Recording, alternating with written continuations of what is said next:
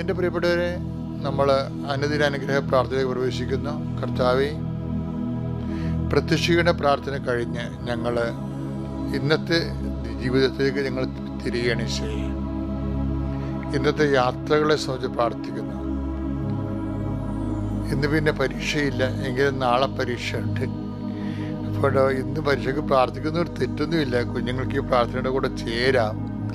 കർത്താവിൻ്റെ ഉന്നതമായ നാമത്തിന് സ്വസ്ഥം ചെയ്യുന്നു. കർത്താവിൻ്റെ വിശുദ്ധ പൗരോഹിത്യത്തെ മഹത്വപ്പെടുത്തണമേ. കർത്താവ് സഭയിലുള്ള സാന്നിധ്യം പ്രകടമാക്കണമേ. അമ്മേ, പരിശുദ്ധമ്മേ, ദേവമാതാവേ, അമ്മയുടെ ഞങ്ങൾക്ക് ഈ നിമിഷം മുഴുവൻ അമ്മ ഞങ്ങൾക്കൊരു മാധ്യസ്ഥം വഹിക്കുന്നതിന് ഞങ്ങൾ സന്തോഷിക്കുകയും നന്ദി പറയുകയും ചെയ്യുന്നു. കർത്താവ്, ഇന്ന് യാത്ര ചെയ്യുന്നവർ, ഇന്ന് തീരുമാനങ്ങൾ എടുക്കുന്ന ദിവസങ്ങളാണ്. ഇന്ന് കുടുംബങ്ങളിലൊക്കെ ആൾക്കാർ കൂടുകയും ഓരോ തീരുമാനം എടുക്കുന്ന ദിവസങ്ങളാണ്. ഇന്ന് പലതരത്തിലുള്ള യാത്രയ്ക്ക് പോകുന്നവരുണ്ട്. കർത്താവ് കുർബാനയും കൂടിയതിന് ശേഷം കുറേ പേര് പ്രാർത്ഥനയിലൊക്കെ ജീവിക്കും. കുറേ പേര് ലോകത്തുള്ള മുഴുവനും കാര്യങ്ങൾ ചെയ്തു തീർക്കണതും അലക്കണതും വീട് കഴുകണതും എല്ലാം ഇതെല്ലാം കർത്താവ് ഇതെല്ലാം ചെയ്യുമ്പോൾ നിങ്ങൾ ദൈവത്തിന് നന്ദി പറഞ്ഞുകൊണ്ട് ചെയ്യണം. സർവശക്തനായ പിതാവും ആകാശത്തിൻ്റെയും ഭൂമിയുടെയും സൃഷ്ടാവുമായ ദൈവത്തിൽ ഞാൻ വിശ്വസിക്കുന്നു. അവിടുത്തെ ഏകപുത്രനും ഞങ്ങളുടെ കർത്താവുമായ ഈശോ മിശിഹായിലും ഞാൻ വിശ്വസിക്കുന്നു. ഈ പുത്രൻ പരിശുദ്ധാത്മാവിനാൽ ഗർഭസ്ഥനായി കന്യകാമറിയത്തിൽ നിന്ന് പിറന്ന് പൊന്തിയോസ് പീലാത്തോസിന്റെ കാലത്ത് പീഡകൾ സഹിച്ച് കുരിശിൽ തറയ്ക്കപ്പെട്ട് മരിച്ച് അടക്കപ്പെട്ട് പാതാളങ്ങളിൽ ഇറങ്ങി മരിച്ചവരുടെ ഇടയിൽ നിന്ന് മൂന്നാം നാൾ ഉയർത്ത് സ്വർഗത്തിലേക്ക് എഴുന്നള്ളി സർവശക്തിയുള്ള പിതാവായ ദൈവത്തിന്റെ വലതുഭാഗത്തിരിക്കുന്നു. അവിടെ നിന്ന് ജീവിക്കുന്നവരെയും മരിച്ചവരെയും വിധിക്കുവാൻ വരുമെന്നും ഞാൻ വിശ്വസിക്കുന്നു. പരിശുദ്ധാത്മാവിലും ഞാൻ വിശ്വസിക്കുന്നു.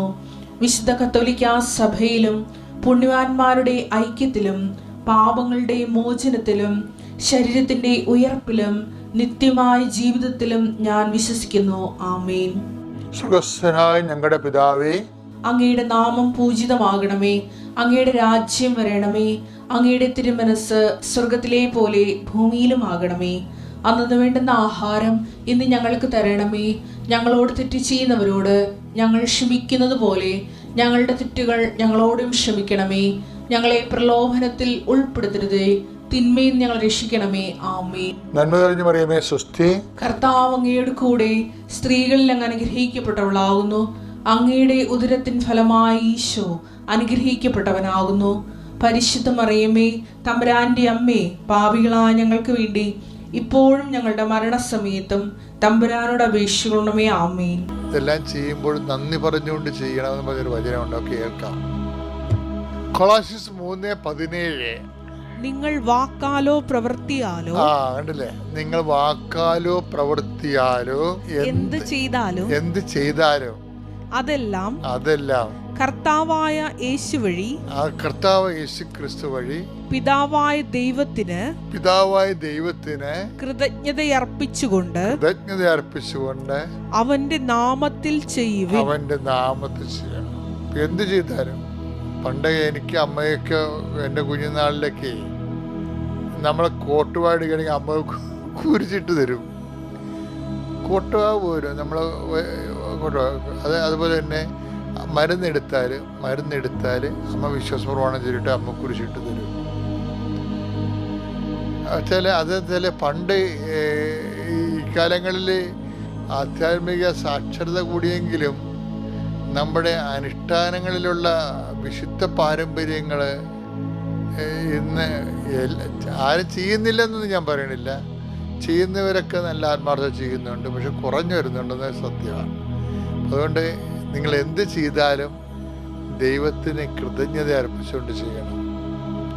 കാര്യം നമ്മൾ നന്മ വരുമ്പോൾ നമ്മൾ ചില സമയം ദൈവത്തെ ഓർക്കും, അല്ലെങ്കിൽ തിന്മ വരുമ്പോൾ നമ്മൾ നന്മ വരുമ്പോൾ ചില സമയത്ത് നമ്മൾ ഓർത്ത് യഥായോഗ്യം നന്ദി പറയാതിരിക്കുകയും അവർക്ക് പിന്നെ എന്താ തിന്മ എന്തെങ്കിലും അവരുടെ ജീവിതത്തിൽ സങ്കടം വരുമ്പോൾ പിന്നെ ദൈവം ഉണ്ടായിട്ടും ഞാൻ പ്രാർത്ഥിച്ചിട്ടും ഇങ്ങനെയൊക്കെ സംഭവിച്ചില്ല അങ്ങനെ പറയാൻ നമുക്ക് ഒരു അധികാരമില്ല. അധികാരം എന്നല്ല പ്രശ്നം ഇവിടുത്തെ പ്രശ്നം.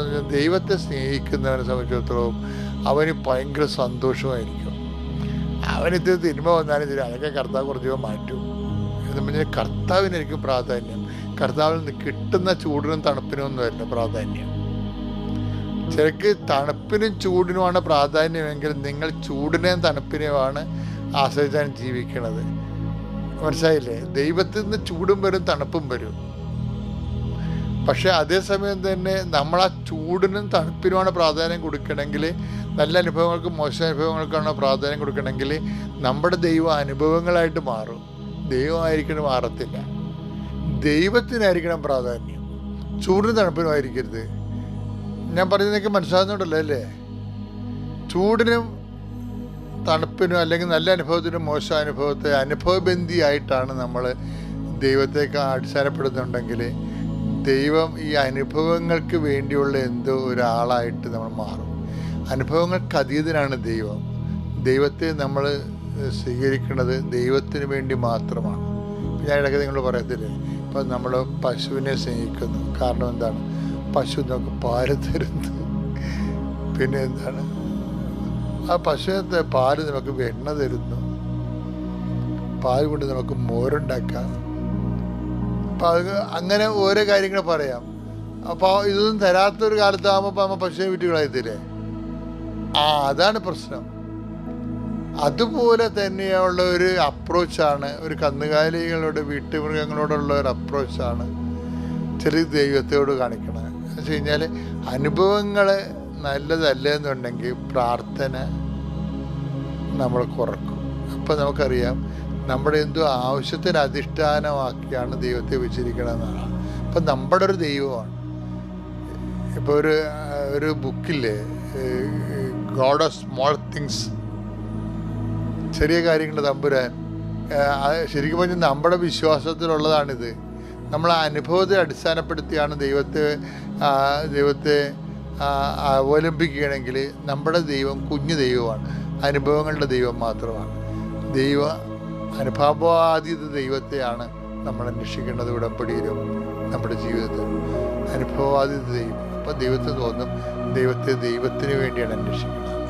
പലപ്പോഴും അനുഭവങ്ങൾക്ക് അങ്ങനെ കുറച്ചിൽ വരേണ്ട, ദൈവത്തോട് ഇടപെടുമ്പോൾ അനുഭവങ്ങൾക്ക് അങ്ങനെ കുറച്ചിൽ വരേണ്ട കാര്യമില്ല. എന്ന് വെച്ച് കഴിഞ്ഞാൽ ദൈവത്തിനൊരു പൊതു പോളിസിയുണ്ട്. യേശുക്രിസ്തുവിൻ്റെ കാലത്തിന് ശേഷം സ്വർഗത്തിന് വന്നിട്ടുള്ള ഒരു പോളിസി ചേഞ്ച് വന്നിട്ടുണ്ട്. എന്താണ് ദൈവം ആഗ്രഹിക്കുന്നത്? ഇപ്പം ഞാൻ എൻ്റെ ആത്മാവിനെ എല്ലാവരിലേക്ക് അയക്കുമെന്ന് പറഞ്ഞില്ലേ? ഇത് ഇവിടെ പറഞ്ഞിരിക്കണത് ഇത് പറഞ്ഞിരിക്കുന്നത് നടപടിയിലാണ്. നടപടി 2:17 പക്ഷെ അത് ജോയലിൻ്റെ ഇത് കട്ടാൻ പേസ്റ്റ് ചെയ്തിരിക്കണതാണത്. ജോയൽ 2:28 അന്ന് ഇങ്ങനെ സംഭവിക്കും എല്ലാവരുടെയും മേൽ എന്റെ ആത്മാവിനെ ഞാൻ വർഷിക്കും. നിങ്ങളുടെ പുത്രന്മാരും ഇതൊക്കെ നമ്മൾ കേട്ടിട്ടുള്ളതാണ്. എന്നാലും ഞാനിപ്പോ പറഞ്ഞത് എന്താണെന്നറിയോ? നിങ്ങളുടെ പുത്രിമാരും പ്രവചിക്കും. നിങ്ങളുടെ വൃദ്ധന്മാർ സ്വപ്നങ്ങൾ കാണും. യുവാക്കൾക്ക് ദർശനങ്ങൾ ഉണ്ടാകും. ഇത് നമ്മൾ എപ്പോഴും കേൾക്കുന്ന വചനങ്ങൾ തന്നെയാണ്. പക്ഷേ പ്രോബ്ലം വെച്ച് കഴിഞ്ഞാൽ ഇത് പുതിയ നിയമത്തിലേക്ക് കട്ട് ചെയ്ത് പേസ്റ്റ് ചെയ്തിട്ടുണ്ട്. എവിടെയാണെന്ന് അറിയാവോ? നടപടി പുസ്തകത്തിന്റെ 2:17 ഇത് സെയിം തിങ്. ദൈവം അരുളി ചെയ്യുന്നു, അവസാന ദിവസങ്ങളിൽ എല്ലാ മനുഷ്യരുടെയും മേൽ എന്റെ ആത്മാവിനെ ഞാൻ വർഷിക്കും. നിങ്ങളുടെ പുത്രന്മാരും പുത്രിമാരും പ്രവചിക്കും. അതായത് നിങ്ങളുടെ പുത്രന്മാരും പുത്രിമാരും പ്രവചിക്കും. നിങ്ങളുടെ പിതാക്കന്മാര് സ്വപ്നങ്ങൾ കാണും, യുവാക്കന്മാർക്ക് ദർശനം ഉണ്ടാകും. അപ്പൊ ഇത് ജോയലിൽ നിന്ന് എടുത്തതല്ലേ?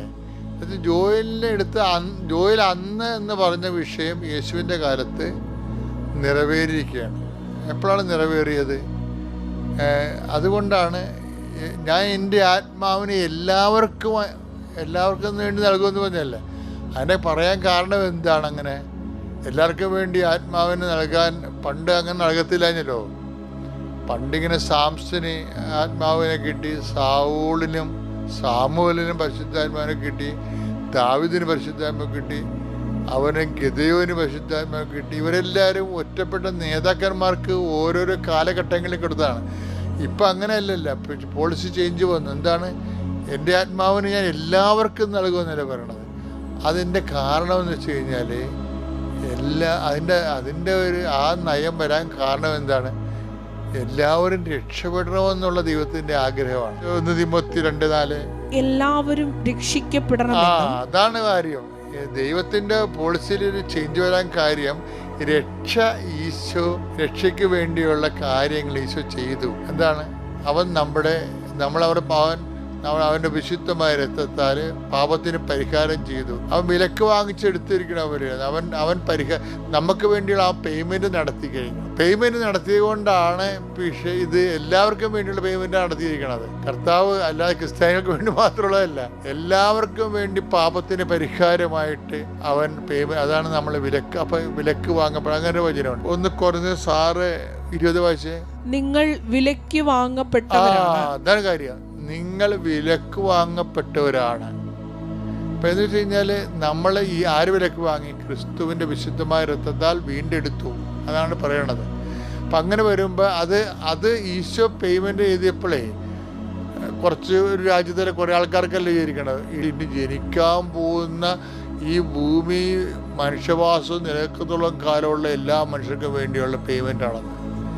അതുകൊണ്ടാണ് ദൈവം എല്ലാ മനുഷ്യരും രക്ഷപ്പെടണമെന്ന് ആഗ്രഹിക്കുന്നു, സത്യമാർഗം സ്വീകരിക്കണമെന്ന് ആഗ്രഹിക്കുന്നു, കർത്താവിൻ്റെ മാർഗം സ്വീകരിക്കണമെന്ന് ആഗ്രഹിക്കുന്നുണ്ട്. അപ്പം അങ്ങനെ വരുമ്പോഴേ ആണ് ഇതുപോലെ മുമ്പത്തേക്കാൾ ഈ വിഷയത്തിനെ കുറച്ചുകൂടി ഒത്തിരിയേറെ ലൂസാക്കിയിട്ടുണ്ട്. അതായത് ടൈറ്റ് ആയിരുന്നതിനെ കുറച്ച് ലൂസാക്കിയിട്ടുണ്ട്. എന്ന് വെച്ച് കഴിഞ്ഞാൽ ഞാൻ ഇങ്ങനെ നാട്ടുഭാഷ ഉപയോഗിക്കണത് ഈ ബൈബിൾ ഇങ്ങനെയും പറയാം എന്ന് നിങ്ങൾ മനസ്സിലാക്കണം. അല്ലാതെ ബൈബിൾ ഇങ്ങനെ ഇടിച്ചു കുത്തി ഒരു പ്രത്യേക സ്റ്റൈലിൽ മനുഷ്യർക്ക് മനസ്സിലാകാത്ത രീതിയിൽ സംസാരിക്കാം. ബൈബിള് ക്ലാസിക്കലായിട്ട് സംസാരിക്കാം, ശാസ്ത്രീയമായിട്ട് സംസാരിക്കാം. എന്ത് സംസാരിച്ചാലും ബൈബിൾ കൊണ്ട് ഉദ്ദേശിക്കുന്നത് എന്താണ്? ആത്മരക്ഷയല്ലേ? അതാണ് വിഷയം. ആത്മരക്ഷയെക്കുറിച്ച് പറയാതിരിക്കുകയും ബൈബിളിനെ കുറിച്ച് താത്വിക പ്രബോധനം നടത്തുകയും ശാസ്ത്രീയ അവബോധം ഉണ്ടാക്കുകയും ചെയ്താൽ ആർക്ക് എന്നാ ഗുണം കിട്ടാനാണ്? അത് ക്ലാസ് വെച്ച് ഓക്കെ, അങ്ങനെയുള്ള ട്രെയിനിങ് സെൻറ്ററിലൊക്കെ ഓക്കെയാണ്. പക്ഷേ ബൈബിള് പൊതുജനങ്ങളിലേക്ക് കൊണ്ടുവരുമ്പോൾ അവൻ്റെ ആത്മരക്ഷയ്ക്ക് വേണ്ടി എഴുതപ്പെട്ടിരിക്കണം എന്നുള്ളൊരു ബോധ്യത്തിൽ നിന്ന് അവൻ്റെ രക്ഷ ഈ ബൈബിള് കൈമാറ്റം ചെയ്യുന്ന ആൾ ഉറപ്പുവരുത്തണം. ഉറപ്പുവരുത്തേണ്ട ആ ലളിതമായ ഭാഷയിൽ അവനിലേക്ക്. അതാണ് ഞാനെപ്പോഴും ചെയ്യണത്. അല്ലാതെ ഞാനിങ്ങനെ ഉഴപ്പി സംസാരിക്കുക അല്ല. ശരിക്കും പറഞ്ഞാൽ ചില കന്യാസിമാരൊക്കെ ഇതിൻ്റെ അകത്ത് കമൻ്റ് ഇട്ടിട്ടുണ്ട്, അച്ഛൻ പറഞ്ഞത് തന്നെ ഞാൻ പറയാം. അങ്ങനെ ഒരിക്കലും ചെയ്തില്ല. പറഞ്ഞതിനെ പിന്നെ ഒരിക്കലും പറയും നിങ്ങൾ ശ്രദ്ധിക്കും. അല്ലത് ഇപ്പോൾ 2.5 മണിക്കൂർ സംസാരിക്കുമ്പോൾ ഞാൻ എത്രയോ കാലമായിട്ട് സംസാരിക്കണതാണ്. എന്നാലും ഒരു 10% റെപ്പറ്റീഷനേ വരത്തുള്ളൂ, 5% റെപ്പറ്റീഷനേ വരത്തുള്ളൂ. അത് വരുമ്പോൾ നിങ്ങൾ ശ്രദ്ധിക്കേണ്ടത് കോണ്ടസ്റ്റ് വ്യത്യാസം ഉണ്ടാകും. പറഞ്ഞതിന് തന്നെയും പറയുകയല്ല, അതിൻ്റെ ലിങ്കും ലൂപ്പിങ്ങൊക്കെ എല്ലാം ഭയങ്കര വ്യത്യാസം ഉണ്ടാകും. അപ്പോൾ പുതിയൊരു വേർഷനായിട്ടായിരിക്കും, പാഠഭേദമായിട്ടായിരിക്കും വരണത്. പിന്നെ ഇവിടെ ഇപ്പോൾ ഒരു പ്രശ്നമുള്ളതെന്ന് വെച്ച് കഴിഞ്ഞാൽ ഉടമ്പടി ധ്യാനത്തിൽ വരുന്ന ചില കാര്യങ്ങൾ ഡെയിലി ബ്രെഡിൽ വരും. ഉടമ്പടി ധ്യാനത്തിൽ വന്നിട്ടുള്ളൂ. അപ്പോൾ ഉടമ്പടി ധ്യാനം കൂടിയിട്ടുള്ള ആൾക്കാർ ചിലപ്പോൾ ഡെയിലി ബ്രെഡ് വരുമ്പോൾ അച്ഛൻ അവിടെ പറഞ്ഞല്ല സ്വാഭാവികമായിട്ട് പറയാം. കാര്യം ഇത് രണ്ട് കമ്മ്യൂണിറ്റിയാണ് ഞാൻ ഉദ്ദേശിക്കുന്നത്. ഇത് ഓപ്പൺ ഫോർ ദി ജനറൽ പബ്ലിക്കാണിത്. വചനം ഉടമ്പടി ഈ നമ്മളിവിടെ ഡെയിലി ബ്രെഡിൽ പറയുന്നത്. അപ്പോൾ ചിലപ്പോൾ അത് നിങ്ങൾ ക്ഷമിക്കണം. അല്ലെങ്കിൽ അത് 2 പ്രാവശ്യം കേട്ടുകൊണ്ടല്ലോ കുഴപ്പമൊന്നുമില്ല. 2 പ്രാവശ്യം അവസാനം കേട്ടതുകൊണ്ടേ അത് ഓർമ്മിക്കുമല്ല. ചില വചനങ്ങൾ ചില സമയത്ത് ക്യാപിറ്റൽ വേർഡ്, കീ വേർഡൊക്കെ ഉണ്ടാകും. അതൊക്കെ ഉടമ്പടിയുടെ അതൊക്കെ ഞാൻ നിങ്ങളെ ഓർപ്പിച്ചുകൊണ്ടിരിക്കും. അത് സഭയുടെ ഒരു പാരമ്പര്യമാണത്. 2:10 1:12 എടുത്തേ. നിങ്ങൾ ഇക്കാര്യങ്ങൾ അറിയുകയും നിങ്ങൾക്ക് ലഭിച്ചിരിക്കുന്ന സത്യത്തിൽ ഉറച്ചു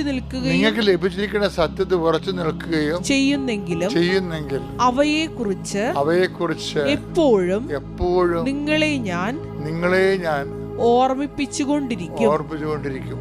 അപ്പൊ ചില ഉടമ്പടി വചനങ്ങൾ റെക്കർ ചെയ്ത് വരും.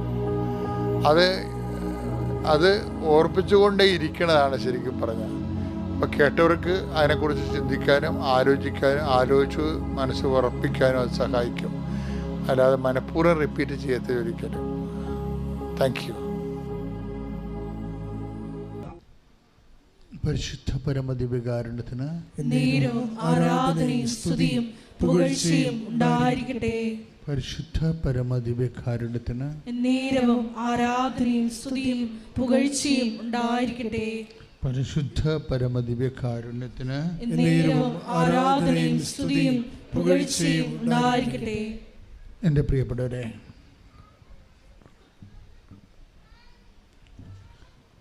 ഇപ്പോഴീ ദിവസങ്ങളിലൊക്കെ ആൾക്കാരുടെ കമൻ്റ് എന്നെ കാണുന്നവരൊക്കെ പറയുന്നത്, നമ്മുടെ യൂട്യൂബിൽ നിങ്ങൾ സാക്ഷ്യത്തിന് താഴെയുള്ള കമൻറ്റുകൾ നോക്കിയാൽ മനസ്സിലാകും. സാക്ഷ്യത്തിൻ്റെ നിലവാരം കൂടി വരുന്നെന്ന്. 2024 ആയപ്പോൾ നേരത്തെ 2022-23 ഉള്ളതിനേക്കാളും കുറച്ചുകൂടി ഡീപ്പായിട്ട്, കുറച്ചുകൂടി കാതൽ ആയിട്ടുള്ള വലിയ സാക്ഷ്യങ്ങൾ സംഭവിക്കുന്നു. സാക്ഷ്യങ്ങൾ നിങ്ങൾ നോക്കിയാൽ മനസ്സിലാവും. പണ്ട് നമ്മൾ 2 സാക്ഷ്യം കേട്ടുകൊണ്ടിരുന്നത്, പിന്നെ അത് 3 ആക്കി, ഇപ്പോഴ് 6 ആക്കിയിട്ടുണ്ട്. അത്രയും സാക്ഷ്യം, ഒത്തിരിയും നമ്മുടെ എല്ലാ ദിവസവും A ഗ്രേഡ് സാക്ഷ്യങ്ങൾ വരുന്നതാണ് സാക്ഷ്യങ്ങൾ കൂട്ടാൻ കാര്യം. അല്ല പിന്നെ അതൊരിക്കലും അത് കൂട്ടത്തിലായി പോകും. അതും 25,000 പേര് കാണുന്നുണ്ട് കൂട്ടത്തിലുള്ള ഒരുമിച്ചിരുന്ന സാക്ഷ്യങ്ങളും. ഉടമ്പടിയുടെ സ്ഥിരീകരണം എപ്പോഴും സാക്ഷ്യമാണ്. ഉടമ്പടി മാത്രമല്ല, ഉടമ്പടി എടുക്കുന്നവരുടെ സ്ഥിരീകരണം സാക്ഷ്യമാണ്. ഉടമ്പടിയുടെ സ്ഥിരീകരണം മാത്രമല്ല, ഉടമ്പടി എടുക്കുന്നവരുടെ നിങ്ങളുടെ സ്ഥിരീകരണവും സാക്ഷ്യത്തിലായിരിക്കണത്. നിങ്ങൾക്ക് ഉടമ്പടി എടുത്തിട്ട് സാക്ഷ്യമായില്ലെങ്കിൽ ദൈവം നിങ്ങളെ അംഗീകരിച്ചിട്ടില്ല എന്ന് വേണം കരുതാൻ. അത് സീരിയസ് വിഷയമാണ്. ഇതുവരെക്കും നിങ്ങൾ ഉടമ്പടി എടുത്തിട്ട് ചിലർ ഉടമ്പടി ആദ്യത്തെ കാലങ്ങളിലൊക്കെ ഒന്ന് ഉഴപ്പി പതുക്കെ അവിടെ സ്വന്തം സ്വഭാവം കാണിക്കും. തോന്നുമ്പോൾ എഴുന്നേക്കും, അല്ലെങ്കിൽ രോഗി ശുശ്രൂഷകൾ, അല്ലെങ്കിൽ അത് അമ്മയെക്കൊണ്ട്, അല്ലെങ്കിൽ എനിക്ക് സമയമില്ല അമ്മ പോയി കാണാനൊക്കെ പറയും രോഗികൾ. അങ്ങനെ നിങ്ങളുടെ വീട്ടിലുള്ളവരെ കൊണ്ടൊക്കെ ചെയ്യിക്കും. നമ്മുടെ റെക്കോർഡൊക്കെ സുവോളജിക്കാർ റെക്കോർഡ് ചെയ്യിക്കത്തില്ല, ബോട്ടണിക്കാരൊക്കെ ഏജൻസികളൊക്കെ ഉണ്ട്. അതുപോലെ ഈ ഏജൻസികളെ കൊണ്ട് ഉടമ്പടി എടുപ്പിക്കരുത് നിങ്ങൾ. അത് അമ്മയായാലും ശരി അപ്പനായാലും ശരി. ഉടമ്പടി is A personal bilateral agreement. അത് നിങ്ങളും ദൈവവും തമ്മിലുള്ള. ഇപ്പം തന്നെ ഞാനേ വേറെ കുറേ കാര്യം പറയാൻ വേണ്ടിയാണ് പ്രാർത്ഥിച്ചുകൊണ്ട് ഇറങ്ങിയപ്പോൾ ഇവിടെ വന്നപ്പോൾ ബൈബിൾ ഇരിക്കണപ്പോൾ നമുക്ക് ദൈവമേ ഈശോ എന്നാ വരണം നോക്കാം എന്നും പറഞ്ഞുകൊണ്ട് പതുക്കെ ബൈബിളെടുത്ത് ജസ്റ്റ് ഓപ്പൺ ചെയ്ത് പ്രാർത്ഥിച്ച് ഓപ്പൺ ചെയ്തപ്പോൾ എന്താ പറഞ്ഞിരിക്കണത്? കാഴ്ചയില്ലാത്ത മൃഗങ്ങളെ നിങ്ങൾ ബലിയർപ്പിച്ചാൽ അത് തിന്മയല്ലേ? കാഴ്ചകളെക്കുറിച്ച് പറയുകയാണ്. സാക്ഷ്യജീവിതം. പണ്ട് ഇവർക്ക് ഒരു പരിപാടി ഉണ്ടായിരുന്നു യഹൂദന്മാർക്ക്. ഇപ്പം മലാക്കിയാണ് കിട്ടിയത് 1:8, 1-8 വാക്യം. രോഗം ബാധിച്ചതിനെയും അർപ്പിച്ചാൽ അത് തിന്മയല്ലേ? എന്നിട്ട് നിങ്ങൾക്ക് വേണ്ടാത്തത് കൊടുത്താലേ. അങ്ങനെ ചെയ്യും ചില ആൾക്കാർ. ഇവിടെ ചെയ്തിട്ടുണ്ടല്ല, നിങ്ങളോട് സാരി അല്ലെങ്കിൽ വസ്ത്രങ്ങൾ തരാൻ പറഞ്ഞപ്പോൾ നിങ്ങൾ ഈ ശവത്തിന് ഉടുക്കാൻ പറ്റിയ വസ്ത്രങ്ങൾ കൊണ്ടുവന്നിട്ടുണ്ട് ഇവിടെ. ഞാൻ നോക്കിയായിരുന്നു, വസ്ത്രങ്ങളൊക്കെ പോയി. ഞങ്ങളാരും കൊടുക്കത്തില്ല, അതെല്ലാം കത്തിച്ച് കളയാൻ പോവുകയാണ്. കൃപാസനം കൊടുക്കുമെങ്കിൽ ഫസ്റ്റ് ഹാൻഡ്, ആദ്യത്തേത്, ഏറ്റവും പുതിയത് ആണ് കൊടുക്കണം. അല്ല നിങ്ങളിട്ട് പഴകി ഒക്കെ സാധനങ്ങൾ കൊണ്ടിട്ടുണ്ട്. അതാണ് കാഴ്ച. അത് ഇപ്പോൾ അതാണ് കർത്താവ് ചോദിക്കുന്നത്, പറ്റിപ്പല്ലേ? നിങ്ങൾ ഉടമ്പടി ഒരു പറ്റിപ്പല്ലേ എന്നാണ് ചോദിക്കുന്നത്. എന്താണ്? കാഴ്ചയില്ലാത്ത മൃഗങ്ങളെ നിങ്ങൾ അർപ്പിച്ചാൽ അത് തിന്മയല്ലേ എന്ന്. നന്മയല്ല, തിന്മയാണ് ചെയ്തിരിക്കുന്നത്. വീട്ടിൽ വേണ്ടാത്ത സാധനങ്ങളൊക്കെ കൊണ്ടുവന്ന് ഇവിടെ ഡംപ് ചെയ്തിരിക്കുകയാണ് വലിയ ബാഗിൽ. അപ്പോൾ അവർക്ക് പണി വരുന്നുണ്ട്. ഇത് ഞാനിപ്പോൾ ആലോചിച്ച് പറഞ്ഞാൽ നിങ്ങൾക്കറിയാമല്ലോ, ഇവിടെ ഇരുന്ന് കർത്താവിൻ്റെ വചനം ഇരിക്കുമ്പോൾ എനിക്ക് വന്ന് ഈശോയ്ക്ക് എന്തോ സംസാരിക്കാനുണ്ടെന്ന് തോന്നിയപ്പോഴും എടുത്തപ്പോഴാണ് മലാക്കി 1:8 കിട്ടിയത്. ശ്രദ്ധിക്കണം കേട്ടോ. അതിങ്ങനെ കാഴ്ചയിൽ മാത്രമല്ല, ഈ ഉടമ്പടി നടപ്പിൽ വരുത്തുന്നതെല്ലാം വളരെ ശ്രദ്ധിക്കണം. ഉടമ്പടി നടപ്പിൽ വരുത്തുന്നത്, ഇപ്പോൾ കഴിഞ്ഞ ദിവസങ്ങളിലൊരു സാക്ഷ്യം ഉണ്ടായി. എനിക്ക് ഇഷ്ടപ്പെട്ട സാക്ഷ്യങ്ങളാണോ, എല്ലാ സാക്ഷ്യമൊന്നും എനിക്ക് ഇഷ്ടപ്പെടത്തില്ല. ചില സാക്ഷ്യത്തിൽ ഇപ്പോൾ സജ്ജി പണിക്കൻകുടി ഇടുക്കി, ഒരു ചെറുകിട കർഷകനും റബ്ബറൊട്ട് തൊഴിലാളിയുമാണ്, പാവപ്പെട്ടവനാണ്. ഞാൻ ഈ പാവപ്പെട്ടവരുടെ ഉടമ്പടി വളരെ പ്രത്യേകിച്ച് ശ്രദ്ധിക്കും. എന്ന് വെച്ച് കഴിഞ്ഞാൽ അവർ സീറോയാണല്ലോ, അവർക്ക് സ്വാധീനമില്ല, ബാങ്കിൽ ചെന്ന ലോൺ കിട്ടത്തില്ല, അവർക്ക് വേണ്ടി വാദിക്കാൻ ആരും ഉണ്ടാകത്തില്ല, പക്ഷെ അവർക്ക് കടങ്ങളൊക്കെ ഇരിക്കും. അപ്പം അങ്ങനെയൊക്കെ ഉള്ള ഒരു ഉടമ്പടിയിൽ അത് ഇൻവെസ്റ്റ് ചെയ്യുമ്പോൾ എങ്ങനെ ഇരിക്കും? കാര്യം ഉടമ്പടി രീതി നിങ്ങൾക്കറിയാമല്ലോ. ഉടമ്പടിയിൽ ഇപ്പോഴ് ഇൻവെസ്റ്റ് ചെയ്യുന്നവർ പലരും ഒരു 60% ഹൈ എഡ്യൂക്കേറ്റഡ് ആയിട്ടുള്ള ആൾക്കാരും സാധാരണ കോമൺ എഡ്യൂക്കേഷൻ കൂടുതലുള്ള ആൾക്കാരും കാര്യങ്ങൾ ബുദ്ധിപരമായിട്ട് പഠിച്ച് വളരെ കൃത്യമായിട്ട് ഇൻവെസ്റ്റ് ചെയ്തിട്ട് വലിയ ഹാർവസ്റ്റിംഗ് ഉണ്ടാക്കുന്ന ആൾക്കാരാണ് ഉടമ്പടിയിലുള്ളത്. അപ്പോൾ ഇതിൻ്റെ അത് ഞാൻ എൻ്റെ ഇച്ഛാഭംഗങ്ങളിലൊന്ന് ഈ പാവപ്പെട്ടവന് ഇതിൻ്റെ അകത്ത് വല്ല മാർഗമുണ്ടോ? കാര്യം കൃപാസനം പണ്ട് വളരെ പാവപ്പെട്ടവരുടെ ധ്യാനകേന്ദ്രമായിരുന്നു. ഒത്തിരി ഞാനിപ്പോൾ ഈ 2000-ലൊക്കെ വരുമ്പോഴൊക്കെ വളരെ പാവപ്പെട്ടവർ വരണമായിരുന്നു. അപ്പോൾ അവർക്കൊക്കെ ഒരു ആശ്വാസം കിട്ടുമ്പോൾ എനിക്ക് ഭയങ്കര സന്തോഷമായിരുന്നു. എന്നുവെച്ചാൽ എല്ലാത്തിനും സന്തോഷം ഇല്ലെന്നല്ല, പക്ഷേ ഉടമ്പടി ഒരു പാവപ്പെട്ടവന് ചെയ്യാൻ പറ്റണത് അതായത് പ്രശ്നം. കാര്യം ഉടമ്പടിയിൽ ഇപ്പോൾ ജോലിക്കാരൻ രാവിലെ എഴുന്നേറ്റ് വെളുപ്പിനെ 3 മണിക്ക് പോയി റബ്ബർ വെട്ടണം. മത്സ്യത്തൊഴിലാളിയാണെങ്കിലും വെളുപ്പിനെ 3 മണിക്കാണ് കടലിൽ പോണത്. ആ സമയത്തൊക്കെ തണുത്തും വിറച്ചൊക്കെ കടലിൽ പോയി മീന് ഓട്ടം തുടങ്ങുമ്പോൾ തന്നെ ഒരു 16-12 ഭാഗത്തൊക്കെ എത്തിയാൽ മാത്രമേ 2 മണിക്ക് ഉച്ചയ്ക്ക് 2 മണിക്ക് മീനുകൾ വരാൻ പറ്റത്തുള്ളൂ. അപ്പം അങ്ങനെ സമൂഹത്തിൻ്റെ അടിസ്ഥാന വർഗങ്ങളെന്ന് പറയുന്ന ആൾക്കാർ അവർ ഉടമ്പടിയിൽ അവർക്ക് ഇൻവെസ്റ്റ് ചെയ്യാൻ സമയമില്ല. അവർ മിക്കവാറും തോട്ടത്തിലും കാട്ടിലും അതുപോലെ തന്നെ കടലിലും ഒക്കെ ഇരിക്കും. ഞാൻ അവരുടെ സാക്ഷ്യങ്ങൾ ഇങ്ങനെ ശ്രദ്ധിച്ചുകൊണ്ടിരിക്കും. അവർക്ക് ഇൻവെസ്റ്റ് ചെയ്യാൻ സമയമില്ല, അവർക്ക് വാഹനത്തിൽ ഓടിച്ചു പോയി പത്രം എവിടെയെങ്കിലും കൊടുക്കാനുള്ള വാഹനമില്ല. അപ്പം അവരെങ്ങനെ ഈ ഉടമ്പടി ചെയ്യണത്?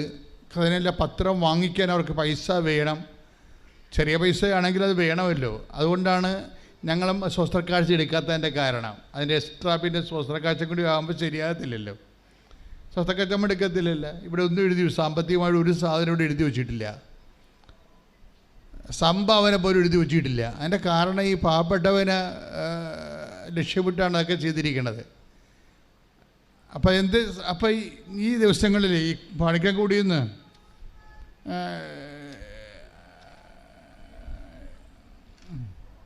സജി സാക്ഷ്യം പറഞ്ഞപ്പോൾ ഞാൻ ശ്രദ്ധിച്ചു. കാര്യം സജിക്ക് കടമുണ്ട്, വളരെ കഷ്ടപ്പെട്ട് ജീവിക്കുന്ന ഒരു മലയോര കർഷകനാണ്. അപ്പം അദ്ദേഹത്തിൻ്റെ പ്രശ്നം ഈ കടങ്ങളിങ്ങനെ പരിഹരിക്കാൻ പറ്റുമെന്ന് അദ്ദേഹത്തിന് ഒരു പിടിയില്ല. കാര്യം നമ്മുടെ മുമ്പിലൊന്നും കാണുന്നില്ല. നമുക്കിപ്പോൾ ശരിക്കണമെങ്കിൽ വസ്തു വിൽക്കാം, അല്ലെങ്കിൽ പണയം വെക്കാം, സ്വർണം പണയം വെക്കാം, വായ്പ വാങ്ങിക്കാം എന്നൊക്കെ പറഞ്ഞ് നമുക്ക് എന്തെങ്കിലും ഒരു പ്ലാൻ ഉണ്ടാവുക. പ്ലാനിന് പോലും സാധ്യമില്ലാത്തൊരു മനുഷ്യനാണ്. അപ്പോൾ ഒരു സീറോയാണ് ശരിക്കും. പ്ലാനിന് പോലും നമുക്കൊന്ന് ഒരു പദ്ധതി വിഭാവന ചെയ്യാൻ സങ്കല്പിക്കാൻ പോലും ഒരു സാധ്യതയില്ലാത്ത, സങ്കല്പത്തിന് പോലും സാധ്യതയില്ലാത്ത ഒരു ജീവിതമാണ്. അപ്പോൾ അവർക്ക് ഉടമ്പടിയിൽ എങ്ങനെയാണ് ഉടമ്പടിയിൽ മാതാവ് ഏത് രീതിയിലാണ് അവരെ കാറ്റർ ചെയ്യണത്, അതൊക്കെ എൻ്റെ ഒരു ആധ്യാത്മികമായ ആശങ്കയുടെ ഒരു സബ്ജക്റ്റാണ്. അപ്പോൾ ഈ സജി സാക്ഷ്യം പറഞ്ഞപ്പോൾ ഞാൻ ശ്രദ്ധിച്ചു. അപ്പോൾ സജി ഉടമ്പടി എടുത്തു കഴിഞ്ഞപ്പോൾ, ഉടമ്പടി എടുക്കണ മുമ്പ് വേറൊരു കൂട്ടുകാരനോട് സംസാരിച്ചപ്പോൾ കൂട്ടുകാരൻ്റെ ഭാര്യ ഇറ്റലിയിൽ പോകണം. അപ്പോഴേ കൂട്ടുകാരൻ പറഞ്ഞു, എടാ ഇനിയുള്ള കാലത്ത് നാട്ടിൽ കിടന്നൊരു കാര്യമില്ല, ഇങ്ങനെയൊക്കെ വല്ലതൊക്കെ ചെയ്താൽ മാത്രമേ ജീവിക്കാൻ പറ്റത്തുള്ളൂ എന്നൊക്കെ പറഞ്ഞ് ഇവർ തമ്മിൽ ഡയലോഗ് പറയുകയാണ്.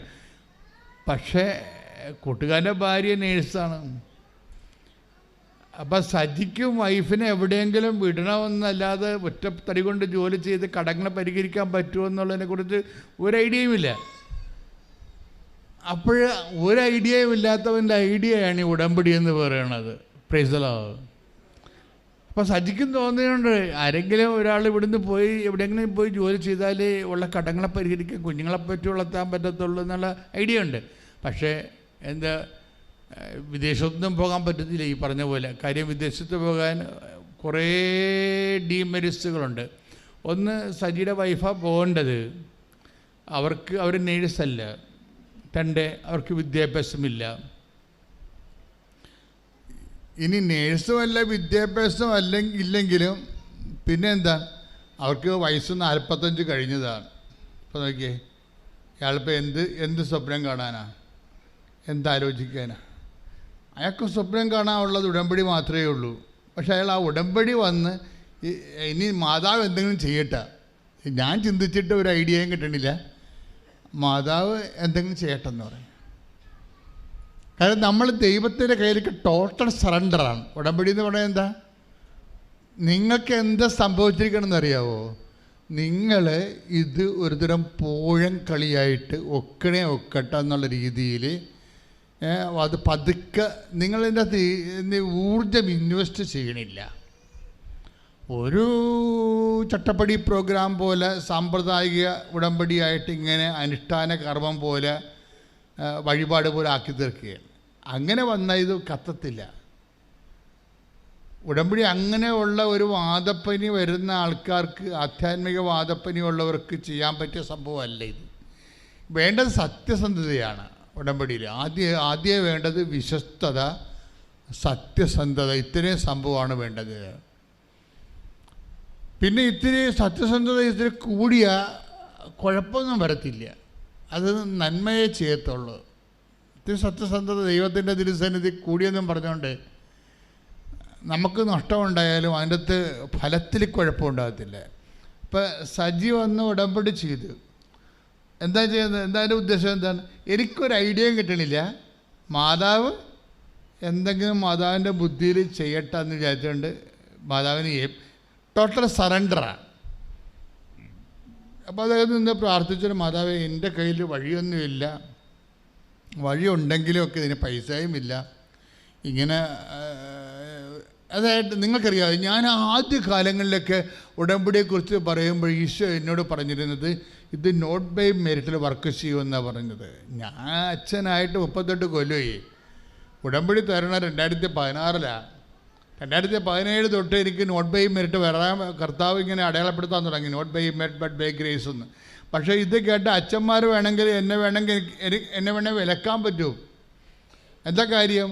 Not by merit but by grace എന്ന് പറയുന്നത് Ephesians 2:8 ഒരു ഗോസ്പൽ ഫോർമുലയാണ്. അതെന്ത് വേണ്ട? അത് നിത്യരക്ഷയ്ക്ക് വേണ്ടിയുള്ളതാണ്. മനുഷ്യൻ്റെ നിത്യരക്ഷയില്ലേ, നിത്യതയ്ക്ക് വേണ്ടി ദൈവം കണ്ടുപിടിച്ച ഫോർമുലയാണ്. നിങ്ങളുടെ യോഗ്യത കൊണ്ടല്ല, ദൈവത്തിൻ്റെ കൃപ കൊണ്ടാണെന്ന്. യേശുക്രിസ്തു തന്നെ വിശുദ്ധമായ രക്തത്തെ വീണ്ടെടുക്കപ്പെട്ട നിത്യതയ്ക്ക് വേണ്ടി നമുക്ക് വില കൊടുക്കാൻ നമ്മുടെ കയ്യിൽ അതിന് പറ്റിയ ഉരുപ്പടി വിലയില്ല. അപ്പം നമുക്കത് ഈ ജന്മത്തിൽ കൊടുത്തു തീർക്കാൻ പറ്റത്തില്ല എന്നുണ്ടെങ്കിൽ ദൈവത്തിൻ്റെ മുമ്പിലുള്ള ഓപ്ഷൻ എന്താണ്?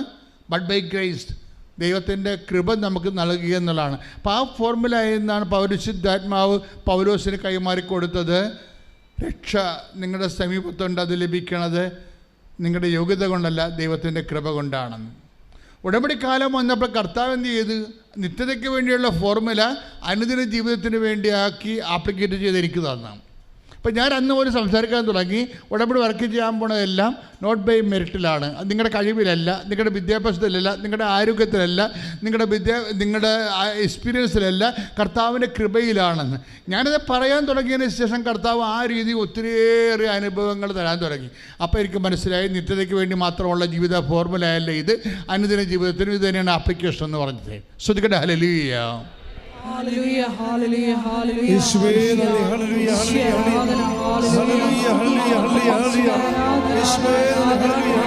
ഹല്ലേലൂയ കൃപമതിയേ കൃപമതിയേ അളവില്ലാത്ത നിൻ കൃപമതിയേ കൃപമതിയേ കൃപമതിയേ